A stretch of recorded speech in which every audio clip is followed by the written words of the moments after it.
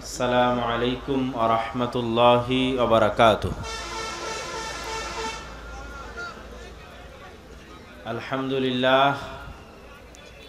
আলহামদুলিল্লাহি ওয়াহদাহু ওয়াসসালাতু ওয়াসসালামু আলা মান লা নাবিয়্যা বা'দাহু। যাবতীয় প্রশংসা, হামদ ও সানা মহাপরাক্রমশালী আল্লাহ সুবহানাহু তাআলার জন্য। সকলেই বলি আলহামদুলিল্লাহ। দরুদ ও সালাম বর্ষিত হোক পৃথিবীর সর্বশেষ ও সর্বশ্রেষ্ঠ রাসূল আহমদ মুহাম্মদ মুস্তাফা সাল্লাল্লাহু আলাইহি ওয়াসাল্লামের প্রতি। প্রিয় উপস্থিতি, মাটিকাটা আদর্শ ডিগ্রি কলেজ মাঠে আয়োজিত আজকের এই বিশাল ইসলামী সম্মেলনে আপনারা যারা উপস্থিত হয়েছেন, যত দূর পর্যন্ত মাইকের আওয়াজ যাচ্ছে, সকলকে শান্ত, ধীরস্থির এবং মজলিসের আদব বজায় রেখে বসে পড়ার জন্য বিনীত অনুরোধ ও আবেদন করছি। কেননা আমাদের বক্তব্য কেবল শুরু হচ্ছে। আমি কথা বলার পর আব্দুর রহিম বিন আব্দুর রাজ্জাক আল আজহারি সে কথা বলবে, তারপরে আপনাদের শ্রদ্ধেয় শায়েখ আব্দুর রাজ্জাক বিন ইউসুফ তিনি কথা বলবেন। তাহলে এই সময়টুকু ধৈর্যের সাথে জ্ঞানের আলোচনা শ্রবণের জন্য দাঁড়িয়ে না থেকে আপনারা বসে পড়ুন। পিছনে যারা দাঁড়িয়ে আছেন সকলকে বসার জন্য, রাস্তাঘাটে যারা চলাচল করছেন তাদেরকেও বসার জন্য বিনীত অনুরোধ জানাচ্ছি। আমার সংক্ষিপ্ত বক্তব্যের বিষয়বস্তু আল ঈমান বিল গায়ব, অদৃশ্য বিশ্বাস।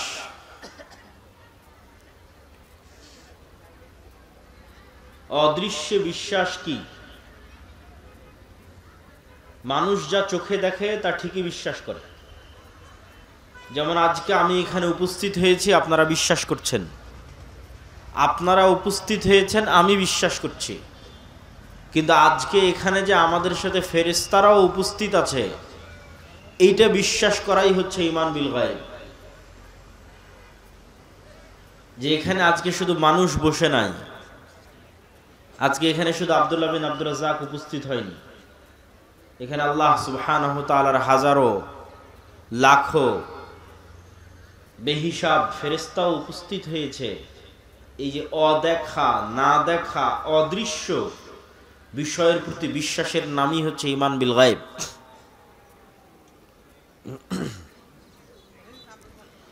আল্লাহ সুবহানাহু ওয়া তাআলা পবিত্র কোরআন মাজিদে বলেন, যালিকাল কিতাবু লা রাইবা ফীহি হুদাল লিল মুত্তাকিন আল্লাযীনা ইউমিনুনা বিল গায়ব। এই কিতাব মুত্তাকিদের জন্য হেদায়েত স্বরূপ। মুত্তাকি কারা? যারা অদৃশ্যে ঈমান রাখে। শুধু ঈমান রাখে, ওয়াবিল আখিরাতি হুম ইউকিনুন, এবং আখিরাতে তারা ইয়াকিন রাখে, অদৃশ্যের উপর ইয়াকিন রাখে।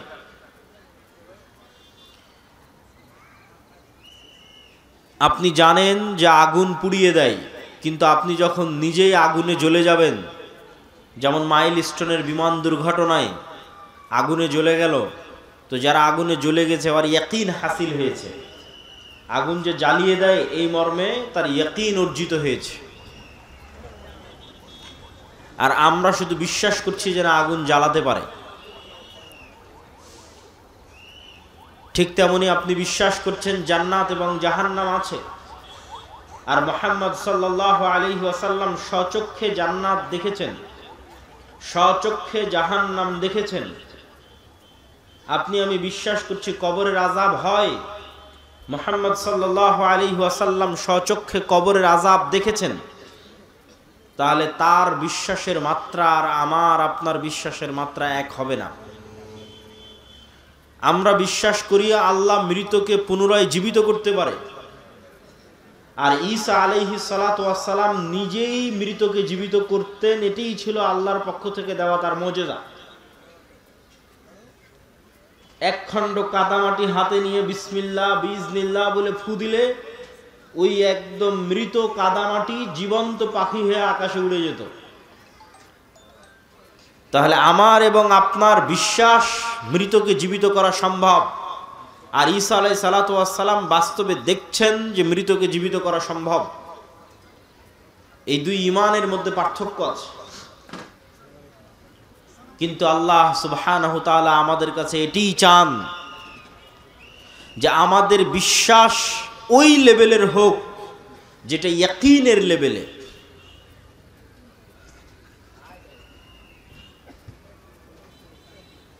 যেমন আল্লাহ সুবহানাহু ওয়া তাআলা সূরা তাকাসুরের মধ্যে বারবার বলেছেন, কাল্লা লাউ তা'লামুনা ইলমাল ইয়াকিন, যে অবশ্যই তোমাদের ইয়াকিন অর্জিত হবে। লাতারাউন্নাল জাহিম, অবশ্যই তোমরা নিজ চোখে জাহান্নাম দেখবে। আজ শুধু তোমাদের বিশ্বাস আছে, আর একদিন নিজে চোখে সচক্ষে দেখবে। আমরা বিশ্বাস করি মানুষ মারা যাবে, যেই দিন নিজেই মারা যাবেন সেই দিন ইয়াকিন অর্জিত হবে।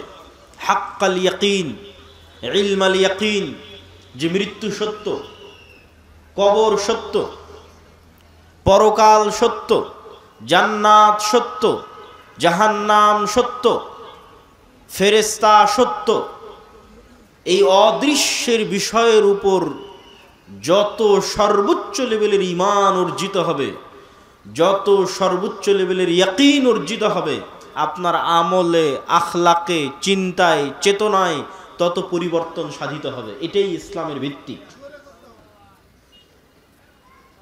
এই ঈমান বিল গায়বে ইয়াকিন না থাকার কারণেই আজকে মুসলমানরা ইসলামের বাহ্যিক বিষয়গুলোর উপর তো ঠিকই আমল করছে, কিন্তু হৃদয়ে ঈমান প্রবেশ না করার কারণে তারা মুনাফিক অবস্থায় জীবন যাপন করছে। লাম্মা ইয়াদখুলুল ঈমানু ফি কুলুবিহিম, মুখে বলেছে আশহাদু আল্লা ইলাহা ইল্লাল্লাহ ওয়া আশহাদু আন্না মুহাম্মাদার রাসূলুল্লাহ, বাহ্যিকভাবে সালাত আদায় করেছে, বাহ্যিকভাবে সিয়াম পালন করেছে, বাহ্যিকভাবে হজ এবং উমরা পালন করেছে, কিন্তু লাম্মা ইয়াদখুলুল ঈমানু ফি কুলুবিহিম, কিন্তু এই যে ঈমান বিল গায়ব এখনো তাদের অন্তরে পরিপূর্ণরূপে প্রবেশ করেনি। পরিপূর্ণরূপে প্রবেশ না করার কারণেই কত এসিল্যান্ড, ওসি, ডিসি, এসপি, মন্ত্রী, মিনিস্টার বেহিসাব,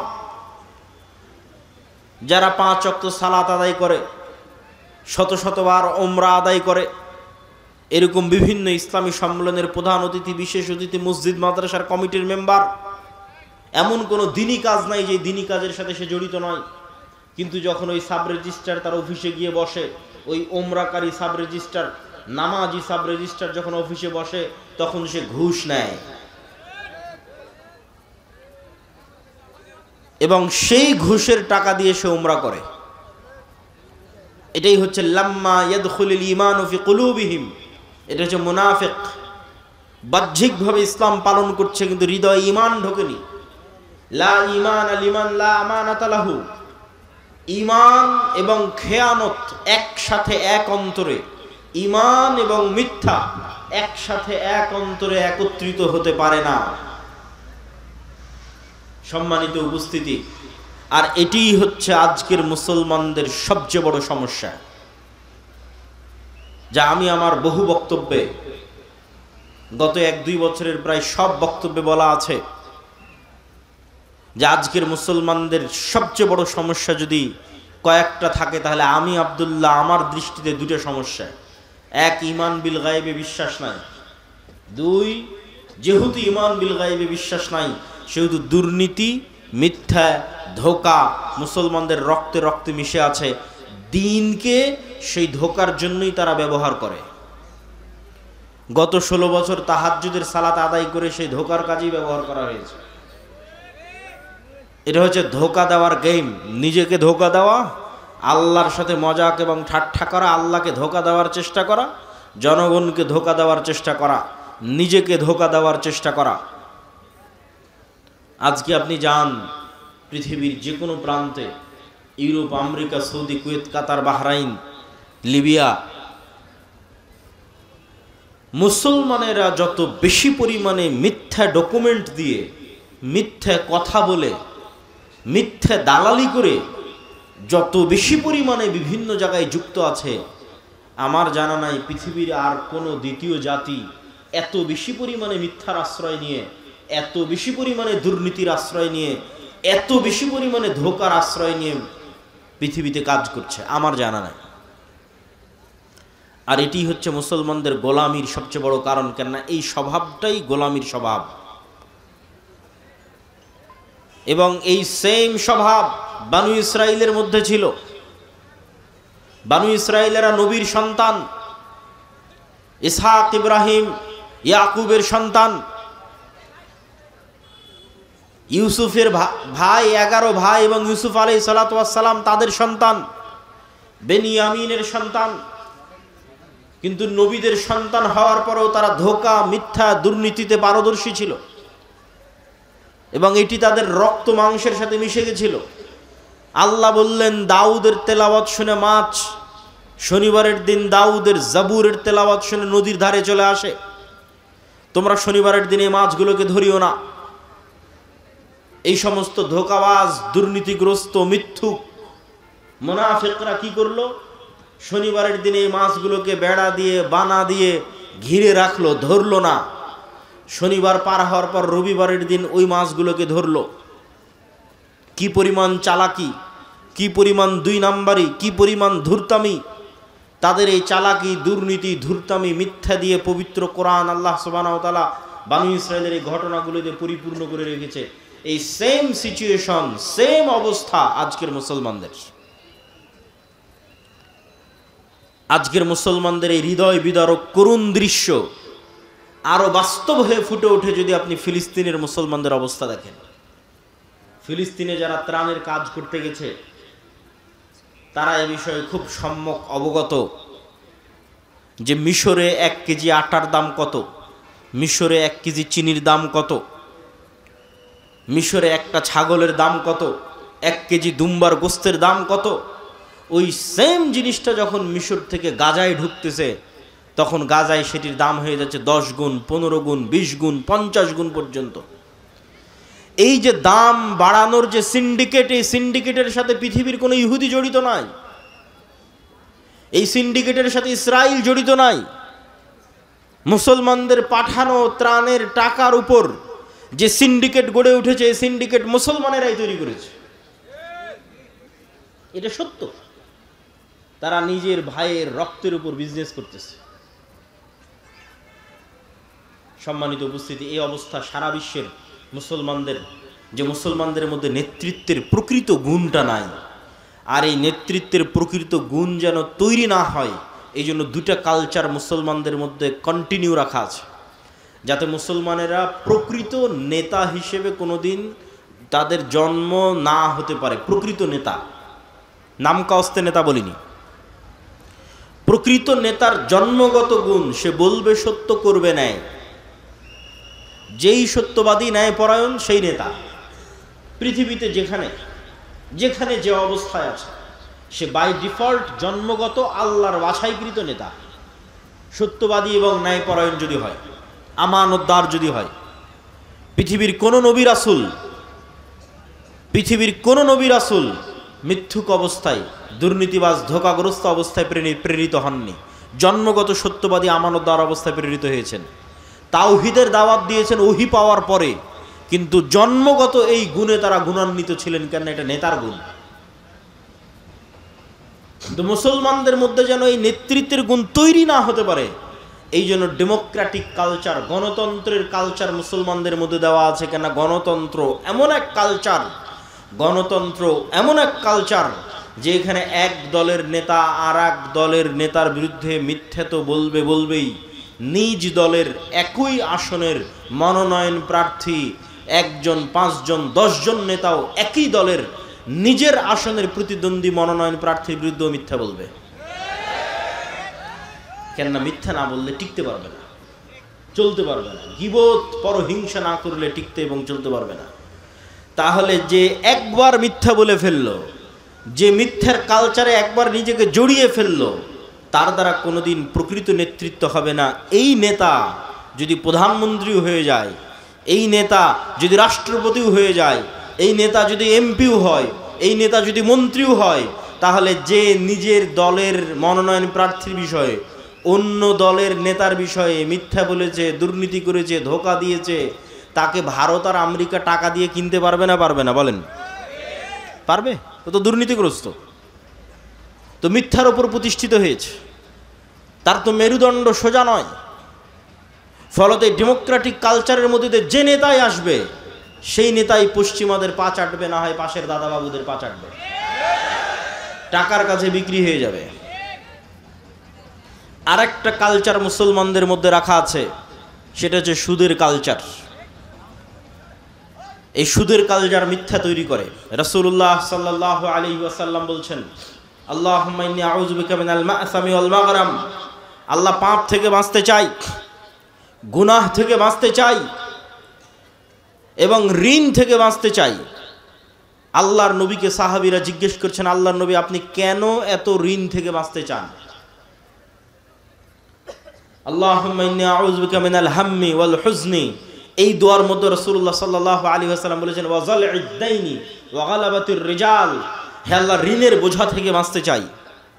আল্লাহর নবীকে সাহাবীরা জিজ্ঞেস করলেন, আপনার প্রত্যেক দোয়ায় ঋণ থেকে বাঁচতে চাওয়ার দোয়া কেন থাকে? রাসূলুল্লাহ সাল্লাল্লাহু আলাইহি ওয়াসাল্লাম উত্তরে বললেন, মানুষ যখন লোন নেওয়া শুরু করে তখন সে মিথ্যা বলাও শুরু করে। আজকে উপস্থিত অসংখ্য মা বোন আছে, যে সমস্ত মা বোন কিস্তির সাথে জড়িত আছে, তারা হলফ করে বলেন, বুকে হাত দিয়ে বলেন, কতজন শতভাগ সত্যবাদী? কি আপনারা বুঝতে পারছেন না কথা?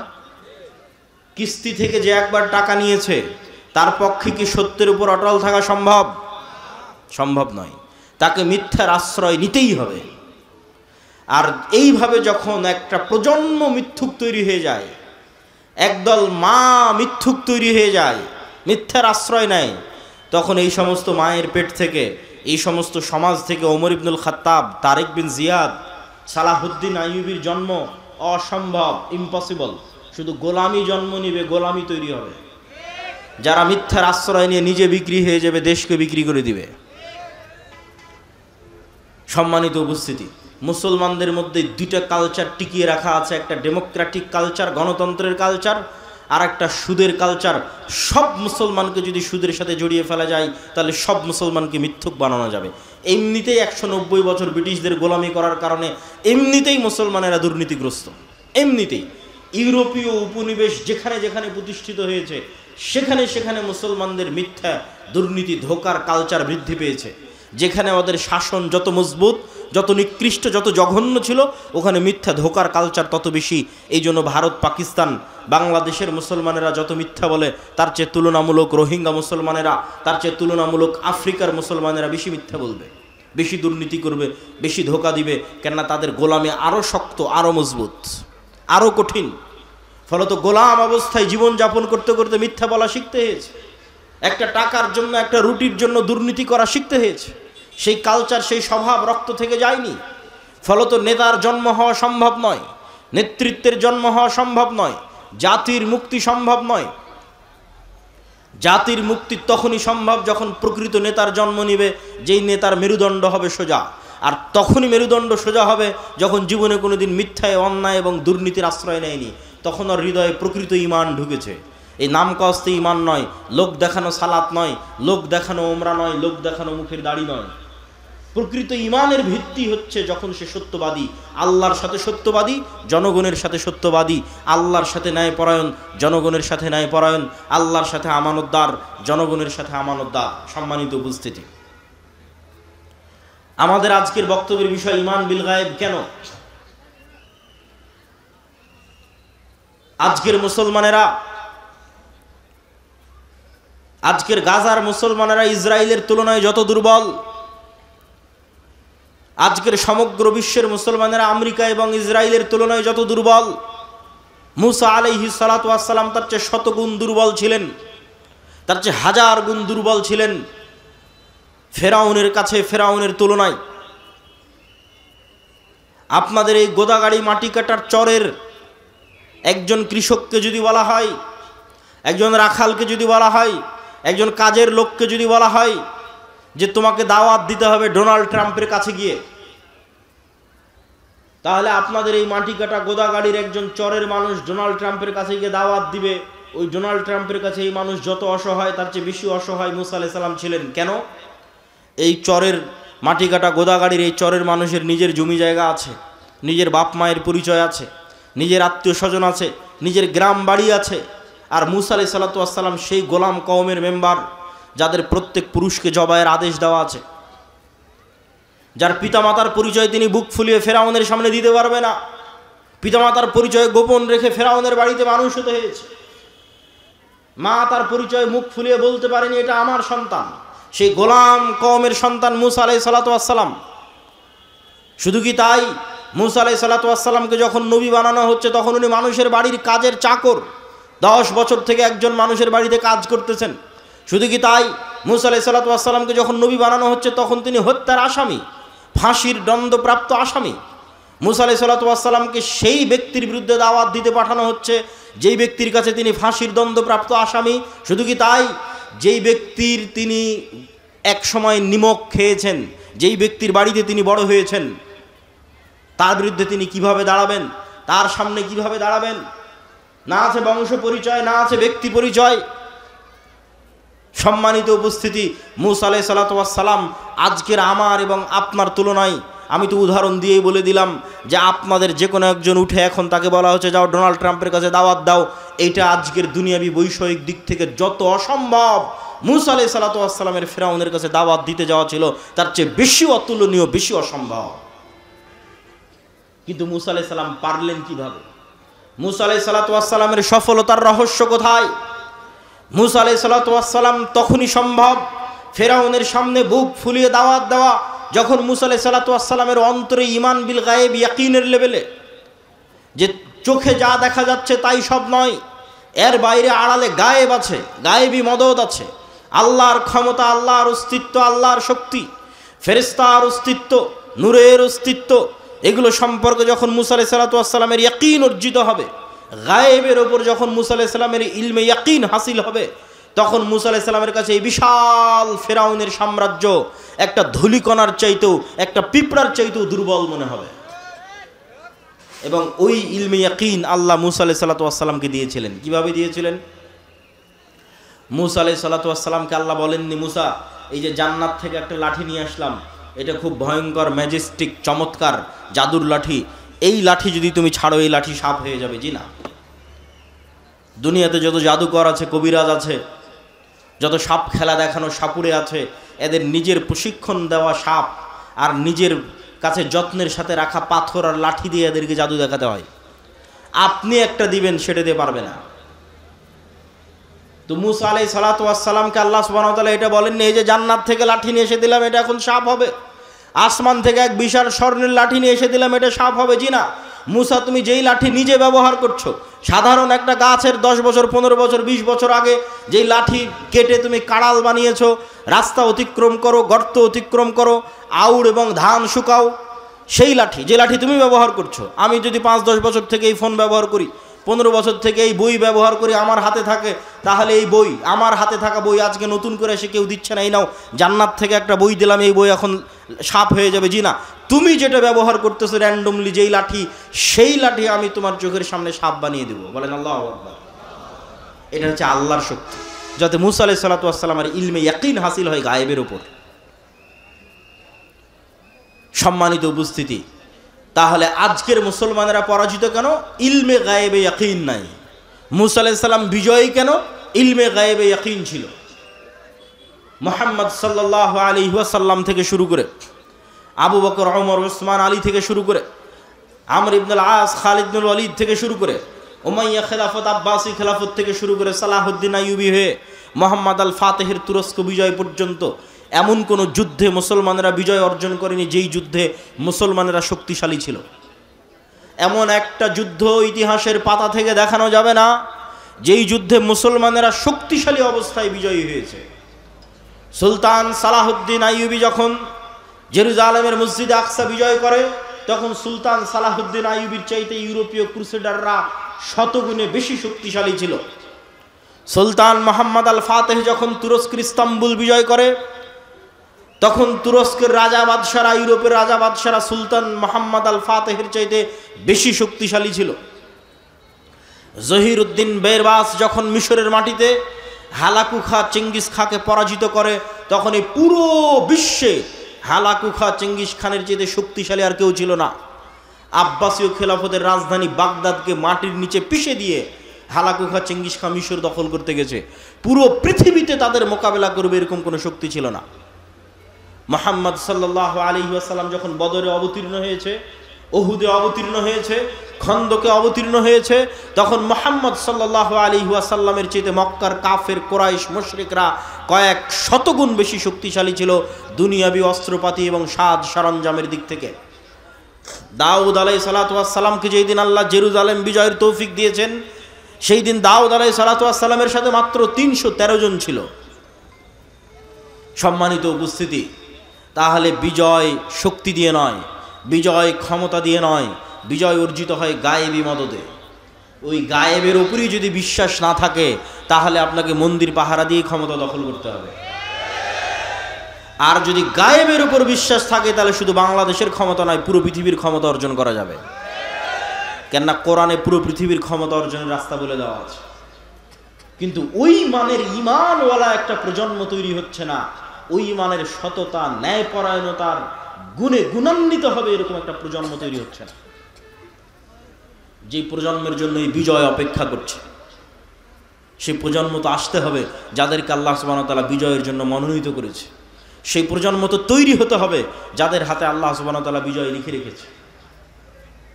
সম্মানিত উপস্থিতি, আজকে আমরা ঈমান বিল গায়বের একটা অংশের উপর আলোচনা করব। আল ঈমান বিল মালাইকাহ, ফেরেশতাদের উপর ঈমান। ফেরেশতাদের অস্তিত্ব, ফেরেশতাদের ক্ষমতা, ফেরেশতাদের উপস্থিতি, ফেরেশতাদের কাজ। আজকে আমরা এবং আপনারা এখানে উপস্থিত আছি, এটা যতটুকু সত্য তার চেয়ে বেশি সত্য ফেরেশতাদের অস্তিত্ব। এইটার মতো নয়, এটার চেয়ে বেশি। আপনি যদি আপনার পিতামাতার সন্তান হন, তাহলে আপনার পিতামাতার অস্তিত্ব আপনার কাছে যত সত্য, আর আপনার পিতামাতার কাছে আপনি সন্তান হিসেবে সন্তানের অস্তিত্ব যত সত্য, তার চেয়ে বেশি সত্য আপনার সাথে আপনার পিতামাতার সাথে ফেরেশতা আছে। এটা বেশি সত্য। কেন বেশি সত্য? এটাকে আমি এমনি বানিয়ে বলছি জি না। আমাদের আদি পিতা আদম আলাইহিস সালাতু ওয়াস সালামকে যখন সৃষ্টি করা হয়, তখন সৃষ্টি অন্য কোনো মানুষের সাথে পরিচিত হননি। যে আদম, এই যে তোমাকে সৃষ্টি করলাম, এই যে তোমার বাপ মা, এই যে তোমার ভাই বোন, আর এই যে তোমার স্ত্রী, আর এই যে তোমার পুত্র। যেটা এখন আমরা হচ্ছে, যে আমরা জন্মের পরে প্রথম কার সাথে পরিচিত হচ্ছে, এটা আমার মা, এটা আমার বাপ, এটা আমার সন্তান, এটা আমার ভাই, এটা আমার বোন। জন্মের পরে এগুলোর সাথে আমরা প্রথম পরিচিত হই। কিন্তু আমরা যখন প্রথম সৃষ্টি হয়েছি, তথা আমাদের আদি পিতা আদম আলাইহিস সালাম যখন প্রথম সৃষ্টি হয়েছে, তখন আদম আলাইহিস সালাম জন্মের পরে অন্য কোনো মানুষের সাথেই পরিচিত হয়নি। সর্বপ্রথম পরিচিত হয়েছে ফেরেশতাদের সাথে। বলেন আল্লাহু আকবার। তাহলে আপনার বাপ মায়ের অস্তিত্বের আগে ফেরেশতার অস্তিত্ব না আগে বাপ মায়ের অস্তিত্ব? আগে ফেরেশতার অস্তিত্ব। আপনি যখন প্রথম সৃষ্টি হয়েছেন, তখন প্রথম পরিচিত হয়েছেন ফেরেশতার সাথে। ওয়াইদ কুলনা লিল মালাইকাতি ইসজুদু লিআদম ফাসাজাদু ইল্লা ইবলিস আবা ওয়াস্তাকবারা ওয়াইদ ক্বালা রাব্বুকা লিল মালাইকাতি ইন্নী জাইলুন ফিল আরদি খলিফা ক্বালু আতাজআলু ফীহা মান ইউফসিদু ফীহা ওয়া ইয়াসফিকুদ দিমা। আল্লাহ ফেরেশতাদের ডাক দিয়ে বললেন, কোরআনে আল্লাহ বলছেন, মানুষ সৃষ্টির ঘটনা শুরুই ফেরেশতা দিয়ে। আল্লাহ ফেরেশতাদের ডাক দিয়ে বললেন, ইন্নী জাইলুন ফিল আরদি খলিফা, আমি পৃথিবীতে মানুষ সৃষ্টি করতে চাই। ফেরেশতারা উত্তরে বলল, আতাজআলু ফীহা মান ইউফসিদু ফীহা ওয়া ইয়াসফিকুদ দিমা, আপনি কি পৃথিবীতে এমন জাতি তৈরি করবেন যারা ফিতনা তৈরি করবে, রক্ত প্রবাহিত করবে, ফাসাদ তৈরি করবে? আমরা তো আপনার তাসবিহ তাহলিল করার জন্য আছি। আল্লাহ বললেন, আমি যা জানি তোমরা তা জানো না। তারপরে যখন আদম সৃষ্টি করা হয়ে গেল, আল্লাহ সুবহানাহু ওয়া তাআলা আদমকে যখন সকল জ্ঞান দিয়ে দিলেন, তারপরে ফেরেশতাদের সামনে যখন প্রমাণ করে দিলেন আদম জ্ঞানে শ্রেষ্ঠ তোমাদের চাইতে, তখন এবার আল্লাহ ফেরেশতাদের বলছেন যে, ফেরেশতারা তোমরা সবাই আদমকে সিজদা করো। সম্মানিত উপস্থিতি, তাহলে এই যে আদম আলাইহিস সালাতু ওয়াস সালাম সৃষ্টি হওয়ার পর প্রথম ভিন্ন জগতের দুইটা প্রাণীর সাথে পরিচিত হয়েছে। এই ভিন্ন জগতের দুই প্রাণী সম্পর্কে জানাই এই পৃথিবীর গেম এবং খেলা জানার আসল রিয়ালিটি। এই দুই ভিন্ন জগতের প্রাণীর, একটা শয়তান, একটা ফেরেশতা। আপনাকে আল্লাহ সুবহানাহু ওয়া তাআলা যেই খেলা খেলতে পাঠিয়েছে, ওই খেলার যদি নিয়ম কানুন না জানেন তাহলে খেলে লাভ নাই, খেলতে পারবেন না। যখন ক্রিকেটের মাঠে খেলতে যাবেন তখন কিভাবে বল করলে ওয়াইড হয়, নো হয়, ছক্কা হয়, ফোর হয়, আর ফুটবল খেলতে গেলে ফাউল হয়, প্লান্টিক হয়, আউট হয়, এই যদি নিয়ম না জানা থাকে তো প্লেয়ার খেলতে পারবে না। তো আমরা যে পৃথিবীতে আছি, এই পৃথিবীতে আমাদের পাঠানোর যে ঘটনা আল্লাহ কোরআনে তুলে ধরেছে, আল্লাহ সুবহানাহু ওয়া তাআলা পৃথিবীতে পাঠানোর যে ঘটনা তুলে ধরেছে, সেটার মধ্যে পৃথিবীর গেম, সিক্রেট যে গেম, যে খেলা, ওটা লুকিয়ে আছে। সেটা যুক্তই আছে অদৃশ্য দুই প্রাণীর সাথে, একটা শয়তান, একটা ফেরেশতা। মানুষের সাথে যুক্তই নাই। আল্লাহ বর্ণনাই শুরু করেছেন এইভাবে। ইবলিস শত্রু হয়ে গেল। আল্লাহ সুবহানাহু ওয়া তাআলা কুলনা বিতু বা'দুকুম লিবা'যিন আদু। আল্লাহ সুবহানাহু ওয়া তাআলা বলেন, আজকে তোমরা নেমে যাও, আসমান থেকে নেমে যাও, জান্নাত থেকে নেমে যাও। আজ থেকে তোমরা একজন আর একজনের শত্রু। ফাইম্মা ইয়াতিয়ান্নাকুম মিন্নি হুদান ফামান তাবিআ হুদায়া ফালা খাউফুন আলাইহিম ওয়ালা হুম ইয়াহজানুন। তোমরা একজন আর একজনের শত্রু, তবে আমার পক্ষ থেকে হেদায়েত আসবে, হেদায়েতের নূর আসবে। এই নূর দিয়ে যাদের কালব আলোকিত হবে, যাদের হৃদয় এই নূরের আলোতে আলোকিত হবে, তাদের জন্য এই শয়তান কোনো ক্ষতি করতে পারবে না। আর যাদের কালব এই নূরের আলোয় আলোকিত হবে না, এই শয়তান তাদের সবচেয়ে বড় শত্রু, আদুউম মুবিন, সবচেয়ে বড় শত্রু। আর একমাত্র প্রকৃত বন্ধু হচ্ছে ফেরেশতা, আর একমাত্র শত্রু হচ্ছে শয়তান। যে আপনার নামে মিথ্যা অপবাদ দিয়েছে, জমি দখল করে নিয়েছে, টাকা মেরে নিয়েছে, ওর চেয়ে বড় শত্রু শয়তান। আর যে আপনার সাথে রাত দিন আড্ডা দিচ্ছে, আপনাকে বিড়ি সিগারেট খাওয়ার দাওয়াত দিচ্ছে, ওর চাইতে আপনার হিতাকাঙ্ক্ষী প্রকৃত বন্ধু হচ্ছে ফেরেশতা। এই দুইটা সম্পর্কে জানাই হচ্ছে এই পৃথিবীর গেমের আসল রহস্য। খেলতে পারবেন ভালো যদি জানা থাকে। এই জন্য গায়েব সম্পর্কে জ্ঞান অর্জন করতে হবে। গায়েবের জ্ঞান ওহির মাধ্যমে সম্ভব। সম্মানিত উপস্থিতি, আমাদের আলোচ্য বিষয় ঈমান বিল মালায়েকা, ফেরেশতা। ফেরেশতারা নূরের তৈরি। নূর অন কাইন্ড অফ লাইট, এক প্রকারের আলো যা পৃথিবীতে বিরাজমান, অস্তিত্বশীল। ঠিক এই আলো যেমন পৃথিবীতে বিরাজমান, অস্তিত্বশীল, সূর্যের আলো যেমন বিরাজমান, অস্তিত্বশীল, নূরের আলো পৃথিবীতে বিরাজমান, অস্তিত্বশীল। তবে নূরের আলো সূর্যের আলো নয়। নূরের আলো এই লাইট, বৈদ্যুতিক লাইটের আলো নয়। এটা এক প্রকারের আলো যা পৃথিবীতে অস্তিত্বশীল, যেমন সূর্যের আলো অস্তিত্বশীল, যেমন এই লাইটের আলো অস্তিত্বশীল। এবং এই নূর মানুষের কালবে তৈরি হয়, কানে তৈরি হয়, চোখে তৈরি হয়, মানুষের ডানে বামে, সামনে নিচে উপরে সর্বত্র নূর তৈরি হয়। মানুষের আমল নূর তৈরি করে। কোরআন নূর, দ্বীন ইসলাম নূর। এই নূর সম্পর্কে রাসূলুল্লাহ সাল্লাল্লাহু আলাইহি ওয়াসাল্লাম বলছেন, আল্লাহুম্মা আউযু বিনূরি ওয়াজহিকাল্লাযী আশরাকাত লাহুদ দুলুমাত ওয়া সালুহা আলাইহি আমরুদ দুনিয়া ওয়াল আখিরাহ।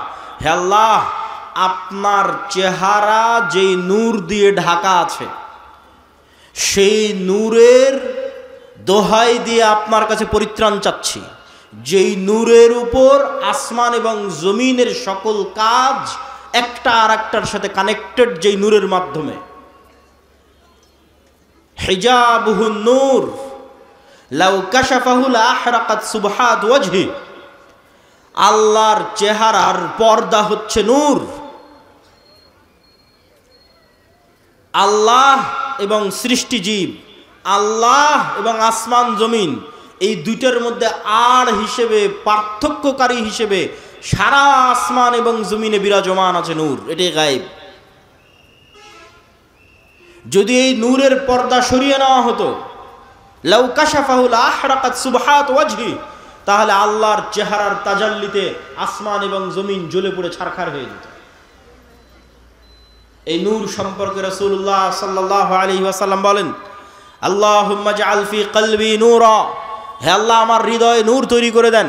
অফি সামঈ নূর, আমার কানে নূর তৈরি করে দেন। অফি বাসরি নূর, আমার চোখে নূর তৈরি করে দেন। আমার সামনে পিছনে ডানে বামে সর্বত্র নূর তৈরি করে দেন। তাহলে নূর এমন একটা অস্তিত্বশীল বিষয় যা তৈরি হতে পারে। আপনার চোখের পাওয়ার যেমন ধরা পড়ে, বাস্তবে তো ধরা পড়ে না, বাস্তবে তো দেখলে চোখ ঠিকই আছে, কিন্তু মেশিনে দেওয়ার পর যখন ধরা পড়ে যে চোখের পাওয়ার কমে গেছে, কাজের বাস্তবায়নে যখন অনুভূতি দেখেন যে না আমি কম দেখতে পাচ্ছি, তো আপনার চোখের পাওয়ারের কম বেশি যেমন সত্য, আপনার চোখে নূর আছে অথবা না এটা তার চেয়ে বেশি সত্য।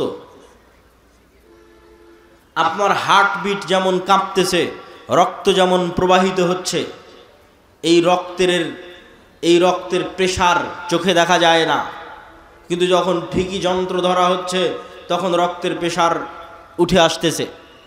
শরীরের তাপমাত্রা চোখে দেখা যায় না, কিন্তু যখন ঠিকই থার্মোমিটার ধরা হচ্ছে তখন উঠে আসতেছে।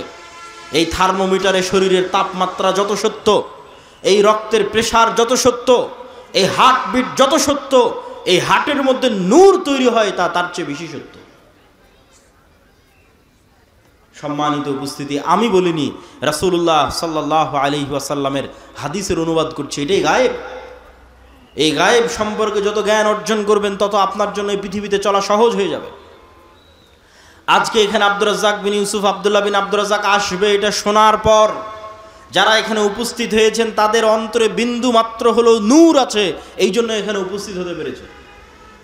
আর যারা শোনার পরও, কোনো কাজ না থাকার পরও, জরুরি প্রয়োজন না থাকার পরও আসেননি, খোঁজ নিয়ে দেখেন, বিশেষ করে যদি 3 জুমা পরস্পর মিস দিয়ে থাকে, তাহলে খাতামাল্লাহু আলা কুলুবিহিম, ওর অন্তরে চুল পরিমাণও নূর নয়, ওটা একটা মৃত হৃদয়। এইভাবে আমাদের হৃদয়ে, আমাদের চোখে, আমাদের কানে, ডানে বামে নূর আছে, নূর তৈরি হয়।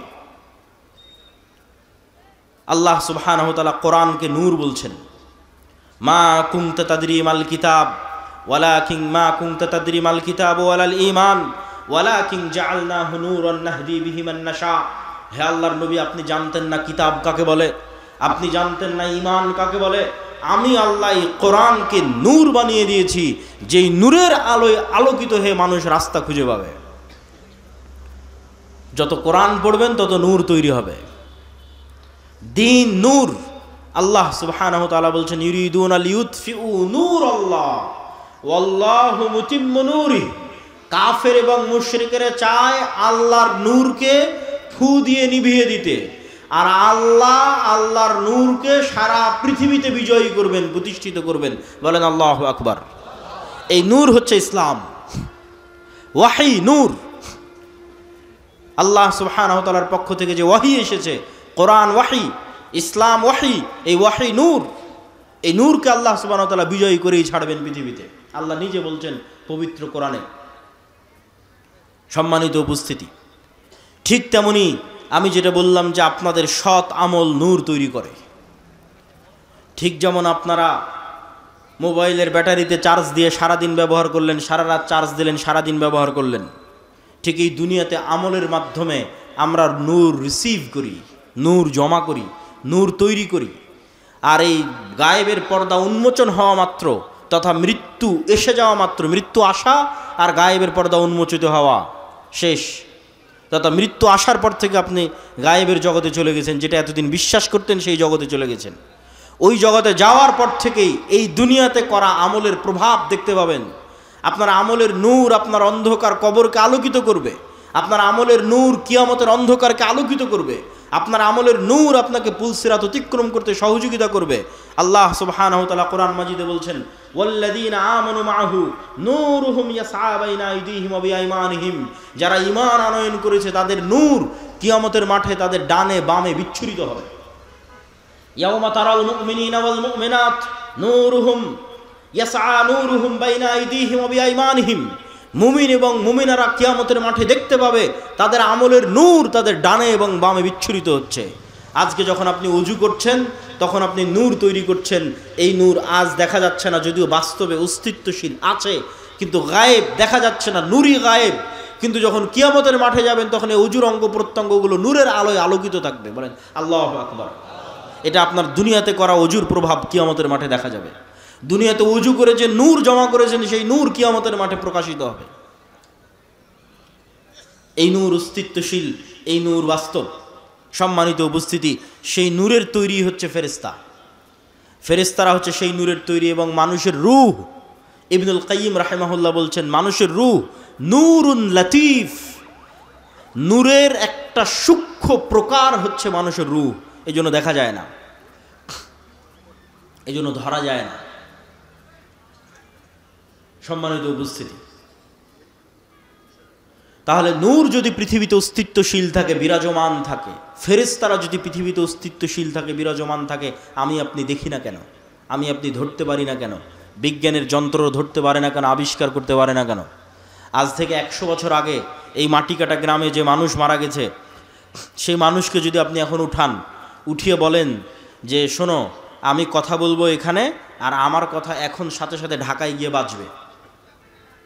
আমি কথা বলবো এখানে, বাজবে ঢাকায় সাথে সাথে, আর আমি কথা বলবো এখানে, বাজবে সৌদি আরবে, আমেরিকা, ইউরোপে সাথে সাথে, 1 সেকেন্ড দেরি হবে না। বিশ্বাস করবে না। এটা তার কাছে গায়েব ছিল। আজ থেকে 100 বছর আগে যারা পৃথিবীতে চলে গেছে, পৃথিবী থেকে চলে গেছে, এটা তাদের কাছে গায়েব। আর আল্লাহ আমাদের জন্য এই নিয়ামত উন্মোচন করে দিয়েছে। কথা বলছি এখানে, এই লাইভে ক্যামেরায় আমেরিকায় যে বসে আছে সেও শুনতে পাচ্ছে আমার কথা এখান থেকে ইনস্ট্যান্ট ভেসে উড়ে আমেরিকা গিয়ে বাজতেছে। 100 বছর আগে মানুষ এটা বিশ্বাস করতো না।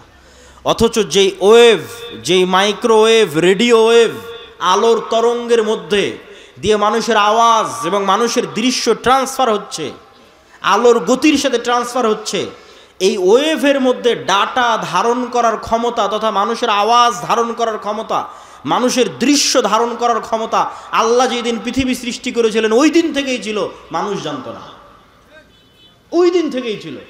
আজ এসে মানুষ আবিষ্কার করেছে, কিরে এই আলোর তরঙ্গ তো ডাটা ধারণ করে, যেটার উপর আজকের ইন্টারনেট দাঁড়িয়ে আছে, যেটার উপর আজকের আধুনিক মোবাইল কম্পিউটারের সভ্যতা দাঁড়িয়ে আছে, শুধু এই আলোর মাইক্রোওয়েভ, রেডিও ওয়েভের মাধ্যমে ডাটা ট্রান্সফার করা। অথচ আমরা কত বোকা দেখেন, সবসময় ফোনে কথা বলতেছি, আমেরিকা, ইউরোপ, লন্ডন সব জায়গায় কথা বলতেছি ফোনে, সাথে সাথে সেখানে আমাদের কথা পৌঁছে যাচ্ছে। অথচ এটা বিশ্বাস করতেছি না যে এই কথা আল্লাহও সাথে সাথে শুনতে পাবে। আরে মানুষের তৈরি প্রযুক্তির মাধ্যমে, আল্লাহর দেওয়া সিস্টেম ব্যবহার করে সাথে সাথে কথা পৌঁছে যাচ্ছে আমেরিকায়, আর মানুষ বিশ্বাস করে না যে তার কথা সাথে সাথে আল্লাহ সুবহানাহু ওয়া তাআলা শুনতে পাচ্ছেন। যদিও আল্লাহ এই সিস্টেমের মুখাপেক্ষী নন, আল্লাহ সুবহানাহু ওয়া তাআলা এগুলো থেকে পবিত্র এবং আরও ঊর্ধ্বে। কিন্তু মানুষ যদি এত দূর পারে তাহলে আল্লাহ কত দূর পারতে পারেন? মানুষ যদি এত দূর পারে তাহলে আল্লাহ সুবহানাহু ওয়া তাআলা কত দূর পারতে পারেন? মানুষ যদি এত দূর পারে। এটা দিয়ে কি বলছিলাম? যে এটাই 100 বছর আগে গায়েব ছিল। তাহলে আপনি দেখতে পান না, আপনি বুঝতে পান না, তার মানে পৃথিবীতে না, এটা মিথ্যা কথা। আজ থেকে 100 বছর আগে একটা মানুষ যদি বলে থাকে কথা এখানে বলবো, বাজবে আমেরিকায়, এটা অসম্ভব, তাহলে এটা মিথ্যা কথা। কেন? তার জ্ঞানের স্বল্পতার কারণে সে জানতো না, জ্ঞানের স্বল্পতার কারণে সে বুঝতো না। তাহলে যা জানেন না, যা বুঝেন না, যা দেখেন না, তা বাস্তবে না, এটা মিথ্যা। এবং বর্তমান পৃথিবীতে এমনও উদাহরণ দেওয়া সম্ভব, যেই উদাহরণগুলো আপনাকে বুঝতে সহযোগিতা করবে যে না, পৃথিবীতে এখনো এমন কিছু আছে যা মানুষ জানতে পারে না, মানুষের বিজ্ঞানও জানতে পারে না। যেমন কুকুরের ঘ্রাণ শক্তি মানুষের চাইতে 10,000 গুণ বেশি। এখানে যে মাইকগুলো আছে, আমি কোনো সেন্ট এই মাইক থেকে পাচ্ছি না, কোনো সেন্ট নাই। এই প্লাস্টিকের এই যে বোতল, এটার থেকেও কোনো সেন্ট পাচ্ছি না। তা আমি যদি বলি যে এই মাইকের কোনো গন্ধ নাই, এটা মিথ্যা কথা। আমি যদি বলি এই পানির কোনো গন্ধ নাই, এটা মিথ্যা কথা। অত সূক্ষ্ম লেভেলের গন্ধ নেওয়ার ক্ষমতা আমার নাই। এই মাইকটাই আপনি একটা কুকুরের নাকের সামনে রাখেন, দিয়ে রাজশাহীর সাহেব বাজারে ফেলে আসেন, এখানকার মাটি কাটার কুকুর ওই রাজশাহীর সাহেব বাজারে এই মাইক খুঁজে বের করে নিয়ে আসবে। শুধু কি তাই? একটা ক্যান্সার সেলের পর্যন্ত গন্ধ, ক্যান্সারের কোষের পর্যন্ত গন্ধ কুকুর ধারণ করতে পারে। করোনা ভাইরাসের মতো সূক্ষ্ম জিনিসের গন্ধ কুকুর ধারণ করতে পারে। 1 গুণ 2 গুণ বলা নাই তো, মানুষের চেয়ে 10,000 গুণ বেশি বলা আছে, যে 10,000 গুণ বেশি সক্ষম। মানুষ এখনো এই লেভেলের কোনো যন্ত্র আবিষ্কার করতে পারেনি, এই জন্য মানুষ কুকুরকেই কাজে লাগায়। তাহলে পৃথিবীতে এমনও গন্ধ বিরাজমান, যেই গন্ধ মানুষ নিতে পারে না, যেই গন্ধ মানুষের তৈরি যন্ত্র নিতে পারে না, কিন্তু আল্লাহর সৃষ্টিজীব নিতে পারে, এমন গন্ধ পৃথিবীতে বিরাজমান। ঠিক এমন আওয়াজ পৃথিবীতে বিরাজমান। আজকে আমি যেখানে দাঁড়িয়ে বক্তব্য দিচ্ছি, এর আশেপাশে যদি কোনো পিঁপড়া চলমান থাকে, ওই পিঁপড়ার আওয়াজ আমি শুনতে পাচ্ছি না। এই রেকর্ডার, দামি রেকর্ডারও যদি ওই পিঁপড়ার কাছে লাগিয়ে দেওয়া হয়, তো এই রেকর্ডার ওই পিঁপড়ার আওয়াজ ধরতে পারবে না। কিন্তু আমি যদি বলি ওই পিঁপড়ার হাঁটার কোনো আওয়াজ না, এটা মিথ্যা কথা। ওই পিঁপড়ার হাঁটার যে আওয়াজ আছে, সাপের চলার যে আওয়াজ আছে, যত সূক্ষ্ম লেভেলের আওয়াজ হতে পারে, সে আওয়াজ মানুষ ধরতে না পারলেও, মানুষের তৈরি যন্ত্র ধরতে না পারলেও আল্লাহর আরাক সৃষ্টিজীব ধরতে পারে। যেমন বিজ্ঞানীরা হাতির কথা বলেছে যে তার শ্রবণ শক্তি সবচেয়ে সূক্ষ্ম। তাহলে কবরের আযাব হচ্ছে, আপনি শুনতে পান না, তার মানে হচ্ছে না? কি বলেন? আপনি শুনতে পাচ্ছেন না, এই জন্য কবরের আযাব হচ্ছে না? এটাই গায়েব। তাহলে আমরা কি বলছি? আমরা বলছি পৃথিবীতে এমনও গন্ধ আছে যা মানুষ পায় না, মানুষের তৈরি যন্ত্র পায় না। এমনও আওয়াজ আছে যা মানুষ পায় না, মানুষের তৈরি যন্ত্র পায় না। এবার আসেন, এমনও আলো আছে যেটা আমরা প্রমাণ করতে চাচ্ছি। এমনও আলো আছে যা মানুষ দেখে না, মানুষের তৈরি যন্ত্র দেখে না, কিন্তু আল্লাহর সৃষ্টিজীব দেখে। রাসূলুল্লাহ সাল্লাল্লাহু আলাইহি ওয়াসাল্লাম বলেন, ইজা সামি'তুম সাইহাতাদ দিকাহ, যখন তোমরা মোরগের আওয়াজ শোনো, তখন আল্লাহর কাছে কল্যাণের দোয়া করো। কেননা মোরগ রাআতিল মালাইকা, ফেরেশতার যে নূর, যেই নূরের আলো মানুষের চোখ ধরতে পারে না, যেই নূরের আলো মানুষের তৈরি যন্ত্র ধরতে পারে না, সেই নূরের আলো আল্লাহর সৃষ্টিজীব মোরগ দেখতে পায়। বলেন আল্লাহু আকবার। তাহলে ফেরেশতা অস্তিত্বশীল, নূর অস্তিত্বশীল, প্রমাণ আল্লাহর সৃষ্টিজীব। রাসূলুল্লাহ সাল্লাল্লাহু আলাইহি ওয়াসাল্লাম বলছেন, যখন তোমরা দেখো গাধা ডাকে, যখন তোমরা দেখো কুকুর ডাকে, তখন আল্লাহর কাছে শয়তান থেকে বাঁচতে চাও। কেননা গাধা এবং কুকুর শয়তানের আলো দেখতে পায়। শয়তানের আলো কিন্তু ভিন্ন আলো, এটা আগুনের তৈরি আলো। ফেরেশতারটা নূর, এটা সরাসরি গায়েবী নূরের সাথে সম্পৃক্ত। আর শয়তানেরটা আমরা যেমন দুনিয়ার মাটি থেকে তৈরি, এরকম শয়তানেরটা আগুন থেকে তৈরি, সেটা আর এক ভিন্ন লেভেলের আলো। এই জন্য মোরগ যেটা দেখতে পায় ওটা কুকুর দেখতে পায় না, কুকুর যেটা দেখতে পায় ওটা মোরগ দেখতে পায় না। আর এই যে একজনের আর একজনের সাথে বৈচিত্র্য, এটা অস্বাভাবিক কাল্পনিক কিছু না, এটা বাস্তব। আপনি আজকে আমাকে যেমন দেখছেন, আমি কতটুকু লম্বা, কতটুকু মোটা চিকন, চেহারা কেমন, কতটুকু দাড়ি, সাদা না কালো, এটা দেখে আপনি আমাকে চিনতেছেন। পৃথিবীর কোনো সৃষ্টিজীব মানুষকে এভাবে চেনে না। কুকুরও আপনাকে এভাবে চেনে না। কুকুর তো মাত্র 2টা আলো দেখতে পায়, ও কিভাবে দেখবে আপনি সাদা না কালো? কিভাবে দেখবে আপনি কতটুকু লম্বা, কতটুকু মোটা? ওটা ধারণ করার ক্ষমতা কুকুরের নাই। কুকুরের ভিন্ন লেভেলের দেখার ক্ষমতা। তাহলে কুকুর চিনে কেমনে এটা আপনি? গন্ধ দিয়ে চিনে যে এটা আপনি। তো এরকম আপনি যদি একটা বন্ধকার ঘরের মধ্যে, একটা ঘেরা ঘরের মধ্যে যদি একটা পাখি ছেড়ে দেন, তাহলে পাখি খুঁজে পাবে না কোথায় জানালা। এখানে একবার বাড়ি খাবে, এখানে একবার বাড়ি খাবে, এখানে একবার বাড়ি খাবে। কেন?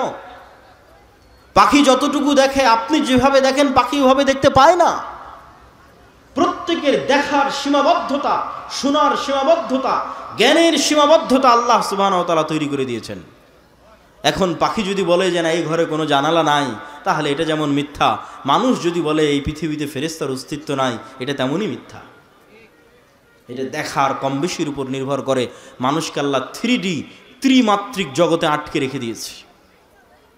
এর বেশি ঊর্ধ্বে ওঠার ক্ষমতা মানুষের নাই। মানুষ সময়ের সাথে আবদ্ধ, মানুষ আলোর সাথে আবদ্ধ। সময়ই আলো, আলোই সময়। আর এই পৃথিবী আর মানুষের এই যে 3D জগৎ, এই কয়টার মধ্যেই সীমাবদ্ধ। সম্মানিত উপস্থিতি, তাহলে আমরা প্রমাণ করছিলাম যে পৃথিবীতে এমন অদৃশ্য কিছু আছে যা মানুষের পক্ষে দেখা সম্ভব নয়, মানুষের তৈরি যন্ত্রের পক্ষে দেখা সম্ভব নয়, সেই রকম এক অদৃশ্য অস্তিত্বের নাম ফেরেশতা, যারা এখনও এখানে আছে। এবার চলেন ফেরেশতাদের উপর সাহাবীরা কেমন লেভেলের বিশ্বাস রাখত, তাহলে আপনি বুঝতে পারবেন আপনার কোন লেভেলের বিশ্বাস দরকার। ফেরেশতাদের সাথে সাহাবীদের বিশ্বাস সম্পর্কে দ্রুত কয়েকটা হাদিস বলে আমার বক্তব্যের শেষের দিকে চলে যাওয়ার চেষ্টা করব। সম্মানিত উপস্থিতি,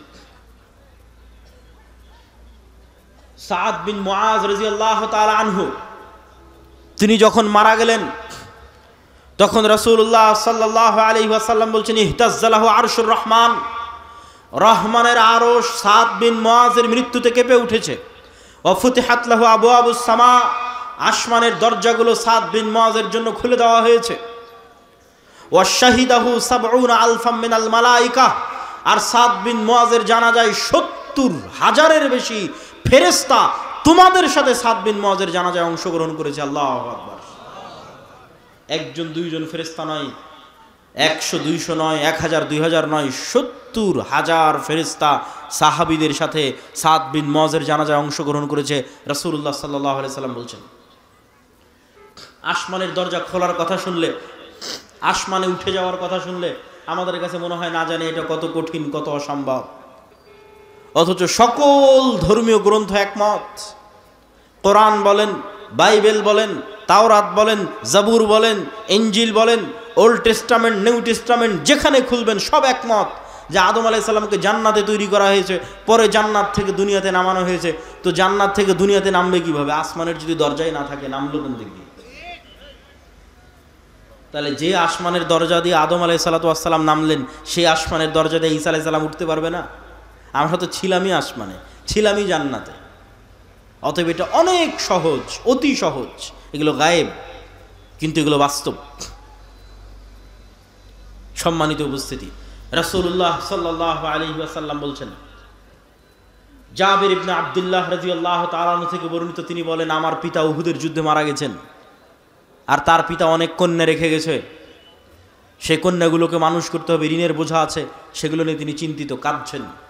রাসূল সাল্লাল্লাহু আলাইহি সাল্লাম বলছেন, জাবের লা তাবকি, কাঁদিও না, মা জালাতিল মালাইকাতু তুজিল্লু বিআজনিহাতিহা, তুমি কাঁদছো কেন? তুমি কাঁদো কিভাবে যেখানে এখন পর্যন্ত ফেরেশতারা তোমার পিতার লাশকে তাদের পর দিয়ে, তাদের পাখা দিয়ে, ছায়া দিয়ে রেখেছে। আল্লাহু আকবার। তাহলে এই কথোপকথনগুলো আল্লাহর নবীর সাথে সাহাবীদের হচ্ছে, যেগুলো ফেরেশতা রিলেটেড। আবু সাঈদ খুদরি রাদিয়াল্লাহু তাআলা আনহু থেকে বর্ণিত, তিনি বলেন, উসাইদ বিন হুযাইর রাদিয়াল্লাহু তাআলা আনহু একদিন তার ঘোড়া রাস্তা বলে কোরআন তেলাওয়াত করছেন। তো কোরআন তেলাওয়াত শুরু করতেই ঘোড়া লাফালাফি শুরু করে দিল। কোরআন তেলাওয়াত থামিয়ে দিলেন, ঘোড়াও থেমে গেল। তিনবার এরকম হওয়ার পর উনি স্থায়ীভাবে কোরআন তেলাওয়াত বন্ধ করে দিয়ে পরের দিন সকালে আল্লাহর নবীর কাছে ঘটনা খুলে বললেন। আল্লাহর নবী বললেন, তিলকাল মালাইকা দানাত লিসাউতিক, এরা ছিল আল্লাহর ফেরেশতা যারা তোমার কোরআনের আওয়াজে সেখানে একত্রিত হচ্ছিল। আল্লাহু আকবার। যদি তুমি সকাল পর্যন্ত কোরআন পড়তে থাকতে, মানুষ ফেরেশতা দেখে নিত। আপনি বলছেন মানুষ ফেরেশতা দেখতে পারবে না? দেখতে পারে। মানুষ ফেরেশতা দেখে, মানুষও ফেরেশতার আওয়াজ শুনতে পারে, অস্বাভাবিক কিছু নয়। অসংখ্য দলিল কোরআন এবং হাদিস থেকে দেওয়া সম্ভব। বানু ইসরাইলের একজন ব্যক্তি রাস্তা দিয়ে হাঁটতেছে, আকাশ থেকে আওয়াজ আসলো, ইসকে হাদিকাতা ফুলান, উমুকের বাগানে পানি বর্ষণ করো। আওয়াজ ফেরেশতার, শুনছে সাধারণ মানুষ, নবী নয়, রাসূল নয়, ফেরেশতার আওয়াজ শুনছে সাধারণ মানুষ। হাদিস সহিহ বুখারী মুসলিমের, বানু ইসরাইলের যুগের ঘটনা। ওই লোক দেখে এক জায়গায় গিয়ে পানি বর্ষণ হচ্ছে। সে পানি বর্ষণের জায়গায় গিয়ে একজন মানুষকে দেখতে পেল, বলল, তোমার নাম কি? বলে, আমার নাম এই। তখন ওই লোক বলে, এই নাম তো আকাশ থেকে যে আওয়াজ শুনলাম সে আওয়াজের সাথে মিলে যায়। বলে, তুমি করো কি? তো বলে, আমার ফসল থেকে যতটুকু উৎপাদন হয় তার 3/1 আল্লাহর রাস্তায় দান করে দিই, 3/1 এই জমিতে বিনিয়োগ করি, আর 3/1 দিয়ে নিজের সংসার চালাই। তখন ওই লোক বলল, বুঝেছি, এটি সেই কারণ যেই কারণে আকাশ থেকে আওয়াজ শোনা যাচ্ছে যে তোমার জমিতে যেন পানি বর্ষণ করা হয়।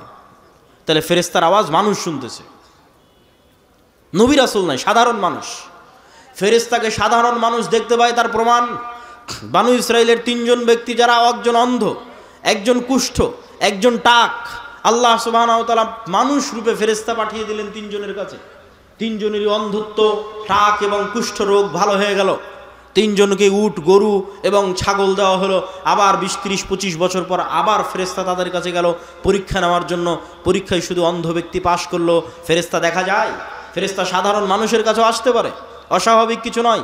ফেরেশতা অস্তিত্বশীল, সত্য এবং বাস্তব। রাসূলুল্লাহ সাল্লাল্লাহু আলাইহি ওয়াসাল্লাম বলছেন, আব্দুল্লাহ বিন আব্বাস রাদিয়াল্লাহু তাআলা আনহু থেকে বর্ণিত, একজন মুসলিম ব্যক্তি একজন মুশরিককে ধাওয়া করতেছে যুদ্ধের মাঠে। ধাওয়া করতে করতে এক পর্যায়ে গিয়ে দেখে তাকে আঘাত করার আগেই ওই মুশরিক উল্টে পড়ে আছে এবং তার আহত স্থান থেকে, ক্ষত স্থান থেকে রক্ত বের হচ্ছে। তো তাকে তো সে হামলা করার আগে পড়লো কিভাবে, রক্ত কেমনে বের হলো? সাহাবী রাসূলুল্লাহ সাল্লাল্লাহু আলাইহি ওয়াসাল্লামের কাছে এসে যখন ঘটনা বর্ণনা করছেন, আল্লাহর নবী বলছেন, জালিকা মিন মাদাদিস সামাই সালিসা, এটি ছিল তৃতীয় আসমান থেকে আসা ফেরেশতার আক্রমণ। শুধু কি তাই, রাসূলুল্লাহ সাল্লাল্লাহু আলাইহি ওয়াসাল্লাম বলছেন, সাদ বিন আবি ওয়াক্কাস, রাআইতু ইয়াওমা উহুদিন, সাদ বিন আবি ওয়াক্কাস বলছেন, আমি উহুদের যুদ্ধের দিন দেখছি আমার ডানে আমার বামে, আমার ডানে এবং আমার বামে রজুলাইনি আলাইহিমা সিয়াবুন বিদুন মা রাআইতুহুমা ক্বাবলু ওয়ালা বাদ, আমার ডানে এবং বামে দুইজন সাদা পোশাকধারী ব্যক্তি বীর বিক্রমে যুদ্ধ করছে। আশাদ্দাল কিতাল, ভয়ঙ্কর যুদ্ধ করছে। মা রাআইতুহুমা ক্বাবলু ওয়ালা বাদ, আমার জীবনে তাদেরকে আগেও কোনোদিন দেখিনি, পরেও কোনোদিন দেখিনি। আল্লাহর নবীকে যখন জিজ্ঞেস করা হলো, আল্লাহর নবী বললেন, এরা দুইজন ছিল জিবরাইল এবং মিকাইল। আল্লাহু আকবার। জিবরাইল এবং মিকাইল যুদ্ধের মাঠে অবতীর্ণ হয়েছে, সাহাবীদের সাথে যুদ্ধ করতেছে, সাহাবীরা দেখতে পাচ্ছে। হাদিস সহিহ, অসংখ্য হাদিস এবং অসংখ্য কোরআনের আয়াত। সম্মানিত উপস্থিতি, আয়েশা রাদিয়াল্লাহু তাআলা আনহা বলছেন, আল্লাহর নবী খন্দকের যুদ্ধ থেকে ফিরে আসলেন। ফিরে এসে ওয়াজা আসসালাহ ওয়াগতাসালা, অস্ত্র রেখে দিলেন, গোসল করলেন। জিবরাইল উপস্থিত। জিবরাইল বলছে, আপনি অস্ত্র রেখেছেন, আমরা অস্ত্র রাখিনি। মানে ফেরেশতাদের বাহিনী এখনো অস্ত্র রাখেনি। কেন রাখেনি? তিনটা ইহুদি গোত্র, বানু কুরাইজা, বানু কায়নুকা, বানু নাজির গাদ্দারি করেছে মুহাম্মদ সাল্লাল্লাহু আলাইহি ওয়াসাল্লামের সাথে, এদের শাস্তি দিতে হবে। আল্লাহর নবী সাহাবীদের বললেন, ফেরেশতা বাহিনী এখন অস্ত্র রাখেনি, চলো, যুদ্ধ এখনো শেষ হয়নি। আনাস রাদিয়াল্লাহু তাআলা আনহু বলছেন, কাআন্নী আনজুরু ইলাল গুবারি সাতিআন ফি যুকাকি বানি গানাম, আল্লাহর নবী যখন আমাদের নিয়ে পুনরায় রওনা দিলেন, আমরা যখন কোনো গাড়ি বহরে যাই তখন সামনে যদি 50-100টা মোটরসাইকেলের শোডাউন থাকে, তাহলে ধুলায় যেমন রাস্তা অন্ধকার হয়ে যায়। আনাস রাদিয়াল্লাহু তাআলা আনহু বলছেন, সাহাবীদের বাহিনীর আগে জিবরাইলের বাহিনীর ঘোড়ার পদাঘাতে ধুলায় অন্ধকার হয়ে গেছে রাস্তা। আল্লাহু আকবার। তাহলে সাহাবীরা স্বচক্ষে ফেরেশতাদের দেখতেছেন, ফেরেশতাদের সাথে যুদ্ধ করতেছেন। সম্মানিত উপস্থিতি, তাহলে সাহাবীদের ফেরেশতাদের উপর ঈমান কোন লেভেলের ছিল, আমার এবং আপনার ঈমান ফেরেশতাদের উপর কোন লেভেলের? মুখে বলে দিলাম আমানতু বিল্লাহি ওয়া মালাইকাতিহি, আল্লাহর উপর ঈমান আনি, ফেরেশতার উপর ঈমান আনি, ঈমানই নাই। সাহাবীদের ঈমানের সাথে মেপে দেখেন। বক্তব্যের শেষে চলে এসেছি। বক্তব্যের শেষে এতটুকু বলতে চাই, শয়তান মানুষের শত্রু, ফেরেশতা মানুষের বন্ধু। আপনি যাকে যতটুকু অ্যাক্সেস দিবেন, আপনার ওয়াইফাইয়ের অ্যাক্সেস যেভাবে দেন, কিউআর কোড স্ক্যান যেভাবে শেয়ার করেন, যাকে যতটুকু অ্যাক্সেস দিবেন সে আপনার আশেপাশে সেভাবেই থাকবে। রাসূল সাল্লাল্লাহু আলাইহি ওয়াসাল্লামকে জিবরাইল বলতেছে মেসওয়াক করতে করতে মাড়ি ছিলে গেছে, গোস্ত উঠে যাচ্ছে। আল্লাহর নবীর মতো পবিত্র মুখে যদি জিবরাইলের কষ্ট হয়, আর আপনারা যারা এখানে উপস্থিত আছেন, আপনাদের এই গোদাগাড়ি মাটি কাটার মানুষ যারা প্রতিদিন বিড়ি আর সিগারেট টানতেছে, ওর মুখের মধ্যে শয়তান আছে না ফেরেশতা আছে? আল্লাহর নবীর পবিত্র মুখে যদি জিবরাইলের এত কষ্ট হয়, তাহলে এই বিড়ি আর সিগারেটের গন্ধে ফেরেশতা আসবে? বিড়ি সিগারেটের গন্ধে ফেরেশতা আসবে? অসম্ভব। তাহলে সিদ্ধান্ত আপনার, আপনি কাকে জায়গা দিচ্ছেন। বাড়িতে ঢোকার সময় যদি সালাম দিয়ে প্রবেশ করেন, বিসমিল্লাহ বলে খাবার খান, টয়লেটে প্রবেশ করেন দোয়া করে, বাড়ি থেকে বের হন দোয়া পড়ে, ওযু করেন, 5 ওয়াক্ত সালাত আদায় করেন, তাহলে ওখানে ফেরেশতার রাজত্ব, নূরের রাজত্ব, হৃদয়ে প্রশান্তি, বাড়িতে শান্তি। আর যদি সব সময় পেশাব করে পানি নেওয়ার নাম নাই, অপবিত্র, সারাদিন বিড়ি সিগারেটের দুর্গন্ধ, সালামের নাম নাই, কোরআনের নাম নাই, অজুর নাম নাই, ফরজ গোসলের নাম নাই, তাহলে শয়তানের গোলাম। তার হৃদয়ে, তার কালবে নূর মারা গেছে, তার বাড়িতে শয়তানের রাজত্ব, বরকতবিহীন বাড়ি। সম্মানিত উপস্থিতি, এভাবেই পৃথিবী চলতেছে, এটিই পৃথিবীর রিয়ালিটি। আপনি নিজেও পরীক্ষা করতে পারেন। আপনি একদিন নিয়ত করেন যে আগামীকাল ফজরে উঠব, নিয়ত করবেন, যেভাবে বিমান থাকলে, ঢাকার বিমান থাকলে নিয়ত করেন, এসএসসি এইচএসসি পরীক্ষা থাকলে নিয়ত করেন, ওই লেভেলের নিয়ত করেন। নিয়ত করার পর আপনাকে মোবাইলের অ্যালার্মও দেওয়া লাগবে না, মানুষকে বলাও লাগবে না যে আমাকে ফজরে উঠিয়ে দিও। কেননা রাসূল সাল্লাল্লাহু আলাইহি ওয়াসাল্লাম বলছেন, কেউ যদি আয়াতুল কুরসি পড়ে পবিত্র অবস্থায়, পবিত্র অবস্থায় ঘুমানোর সুন্নাত অনুযায়ী ঘুমায়, তাহলে ফজর পর্যন্ত আল্লাহর পক্ষ থেকে একজন ফেরেশতা তার মাথার কাছে দায়িত্ব পালন করে। আল্লাহু আকবার। তাহলে ফজরে উঠাতে আপনাকে অ্যালার্মও লাগবে না, ফজরে উঠাতে মানুষও লাগবে না, কেন আপনার মাথার কাছে ফেরেশতা দায়িত্বরত আছে। আমি বলিনি, রাসূল সাল্লাল্লাহু আলাইহি ওয়াসাল্লাম বলছেন, বাস্তবে আপনি পরীক্ষা করে দেখতে পারেন। সম্মানিত উপস্থিতি, বক্তব্যের শেষে চলে এসেছি। আজকের বক্তব্যের সারমর্ম কি? আমাদের একটা প্রজন্ম দরকার, যে প্রজন্ম ঈমান বিল গায়েবের উপর ইয়াকিন রাখবে, তাহলে ওদের কোনোদিন কম্প্রোমাইজ করা লাগবে না। সাহাবীরা যখন যুদ্ধের মাঠে গেছে, স্বচক্ষে ফেরেশতার সাহায্য দেখে কেউ যদি যুদ্ধ করতে যায়, তাহলে দুনিয়াবী শক্তির উপর জীবনে ভরসা করবে না। ও তো স্বচক্ষে ফেরেশতার সহযোগিতা দেখেছে, আল্লাহর পক্ষ থেকে পাঠানো ফেরেশতা।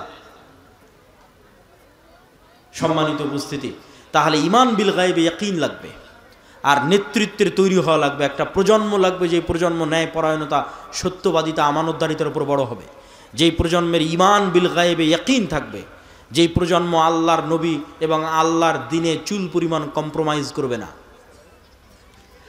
পাশের দাদাবাবুরা তাদের ওই গোমূত্র পানকে, তাদের ওই গোবরপূর্ণ দিন এবং ধর্মকে, ভ্রান্ত দিনকে, যেই দেশ তৈরি হয়েছিল সেকুলারিজমের উপর, ধর্মনিরপেক্ষ মতবাদের উপর, সেই রাষ্ট্রে তারা কট্টর হিন্দুত্ববাদ প্রতিষ্ঠা করেছে। আর যেই বাংলাদেশ 47-এ ইসলামের উপর প্রতিষ্ঠিত হয়েছে, সেই বাংলাদেশের সব রাজনৈতিক দল, সেই বাংলাদেশের সব মুসলমানেরা বলে, না আমরা অনেক বড় সেকুলার, আমরা অনেক বড় ধর্মনিরপেক্ষ মতবাদে বিশ্বাসী, আমরা কেউ মৌলবাদী নই। এই ভয়টা কোথায় থেকে তৈরি হয়? নিজের দিনের উপর এই কঠোরতা আসে না কেন? ইবনে খালদুন বলেছেন, রাষ্ট্র আসাবিয়া ছাড়া তৈরি হওয়া সম্ভব নয়। দিনের উপর যে যত কট্টর, যেই দিন বাংলাদেশের মুসলমানেরা তাদের দিনের উপর কট্টর হয়ে যাবে, ওই দিন বাংলাদেশ স্বাধীন হয়ে যাবে। এটা হলো স্বাধীনতার একমাত্র মূলনীতি, আসাবিয়া, নিজের দিনের উপর কঠোর হওয়া, শেষ, স্বাধীন। আর যতদিন কম্প্রোমাইজ করে বলবে যে না আমি সেকুলার, আমি ধর্মনিরপেক্ষ, আমি অমুক, ছাড় দিবে, তাদের ঈমান এখনো ঠিক হয়নি, ঈমান বিল গায়েবে এখনো বিশ্বাস নাই, ঈমান বিল গায়েবে বিশ্বাস তৈরি হয়নি। তাহলে ঈমান বিল গায়েবে বিশ্বাসওয়ালা, ইয়াকিনের লেভেলে বিশ্বাসওয়ালা, সৎ এবং ন্যায়পরায়ণ একদল প্রজন্ম লাগবে, যারা আমল সালেহের মাধ্যমে আসমান থেকে গায়েবী মদদ কেটে নিয়ে আসতে পারবে। সালাত সেই আমল সালেহ যা আসমান থেকে গায়েবী মদদ কেটে নিয়ে আসে। রাতের সালাত সেই আমল সালেহ যা আসমান থেকে গায়েবী মদদ কেটে নিয়ে আসে। জিকির সেই আমল সালেহ যা আসমান থেকে গায়েবী মদদ কেটে নিয়ে আসে। এই জন্য যুদ্ধের মাঠেও সালাত আদায় করতে হয়। কেননা দুনিয়াবী শক্তি দিয়ে মুসলমানদের বিজয় সম্ভব নয়। দুনিয়াবী শক্তি দিয়ে মুসা আলাইহিস সালামের বিজয় হয়নি, দুনিয়াবী শক্তি দিয়ে অতীতেও কোনোদিন মুসলমানদের বিজয় হয়নি। মুসলমানদের লাগবে ঈমান বিল গায়বি ইয়াকিন, লাগবে সত্যবাদী আমানতদার একদল প্রজন্ম, যারা আমল সালেহ দিয়ে আসমান থেকে গায়বী মদদকে টেনে নিয়ে আসতে পারবে। তাদের হাতে ইসলামের বিজয় সূচিত হবে। আল্লাহ সুবহানাহু ওয়া তাআলা কবুল করুক। বক্তব্যের শেষে চলে এসেছি। এই যে আপনাদের সাথে সাক্ষাৎ, এই যে আপনাদের সাথে মোলাকাত, এটা যদি অস্থায়ী একদিনের সাক্ষাৎ হয় তাহলে হবে না, এটাকে স্থায়ী রূপ দিতে হবে। আর এই স্থায়ী রূপ দেওয়ার এক নম্বর বড় মাধ্যম মাসিক আল ইতিসাম। কোথায় বছরে বাংলাদেশের 600-র অধিক উপজেলায় আমরা কয়দিন যাব, কতবার, কিভাবে যাব? পুরো বছরে যদি 100টা প্রোগ্রামও করি তবুও এক বছরে 600টা উপজেলায় যাওয়া যাবে না। তাহলে আপনার এখানে একবার না দুইবার না তিনবার মিস হতেই পারে। যেমন গতবার আমাদের আসা হয়নি, আবারও হয়তো সামনে 1-2-3 বছর না আসা হতে পারে। কিন্তু মাসিক আল ইতিসাম যদি আপনার বাড়িতে যাই, তাহলে প্রতি মাসে আমি আব্দুল্লাহ নিজে মাসিক আল ইতিসামে 3টা লেখা লিখি। সম্পাদকীয় লিখি, মিন্নাতুল বাড়ি লিখি, স্বাভাবিক একটা প্রবন্ধ লিখি। এই জন্য আজকে যারা এখানে উপস্থিত হয়েছেন, মনে করছেন আমাদের থেকে জ্ঞান নেওয়া প্রয়োজন, আমাদের সাথে সম্পৃক্ত থাকা প্রয়োজন এবং এটা দাবি, এটা হওয়া উচিত, প্রত্যেকে অনুরোধ জানাবো অন্তত মাসিকাল ইতেসাম নিয়ে যাবেন। 2 নম্বর সম্পৃক্ত হওয়ার উপায় আমাদের বই। যে বই থেকে আজকের আলোচনা করছিলাম সেটাও আমার লেখা বই, জানি না কয় কপি আজকে থাকবে। আল্লাহর পথে যাত্রা এই বইয়ের নাম। এটা ঈমান বিল গায়েবের উপরই লেখা, ওখান থেকে আলোচনা করতেছিলাম। এবং এরকম আরও যত বই আছে, মিন্নাতুল বাড়ি হোক, ফিলিস্তিন হোক, শেখ আব্দুর রাজ্জাক বিন ইউসুফের সালাতের হোক, আব্দুর রহিমের নতুন বই রাসূলুল্লাহ সাল্লাল্লাহু আলাইহি ওয়াসাল্লাম দেখতে যেমন ছিলেন, যে কোনো বই যেটা আপনার পছন্দ হবে সেটা সাথে নেওয়ার চেষ্টা করবেন, পড়ার চেষ্টা করবেন। এই উম্মত পড়ার উম্মত। ইকরা বিসমি রাব্বিকাল্লাযী খালাক, ইকরা ওয়া রাব্বুকাল আকরাম। এই উম্মত জ্ঞানের উম্মত, জ্ঞানের উপরই টিকে থাকতে হবে। 3, আমাদের সাথে স্থায়ী সম্পৃক্ত হওয়ার মাধ্যম মক্তব। এই গোদাগাড়ি অঞ্চলে আমি কত সফর দিয়েছি মক্তবের জন্য, জানি না এখন কয়টা মক্তব চলে। যারা প্রোগ্রামের আয়োজক তারাও মক্তব নিয়ে চিন্তা ভাবনা দায়িত্ব পালন করে কিনা সেটাও জানি না, কিন্তু আমার কাছে ওটাই গুরুত্বপূর্ণ, ওটাই দামি। আমি একদিনের এক ঘন্টার বক্তব্যে না আপনাকে সূরা ফাতিহা শেখাতে পারলাম, না দোয়া শেখাতে পারলাম, কিছুই পারিনি।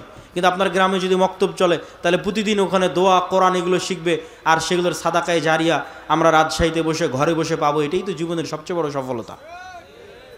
এই সাদাকায়ে জারিয়ার নেশায় তো আমরা পাগল। সেটা তৈরি করার জন্য আপনাদের পিছে এত পরিশ্রম, কিন্তু বুঝাতে পারি না। অতএব মক্তব যদি থাকে আরও স্ট্রং করা, না থাকলে আরও বিভিন্ন জায়গায় তৈরি করা। ট্রেনিংয়ের জন্য জামিয়া সালাফিয়া দাওয়া ইলাল্লাহর কাছে পাঠানো। 600 মক্তবের ইমাম ট্রেনিং নিয়েছে।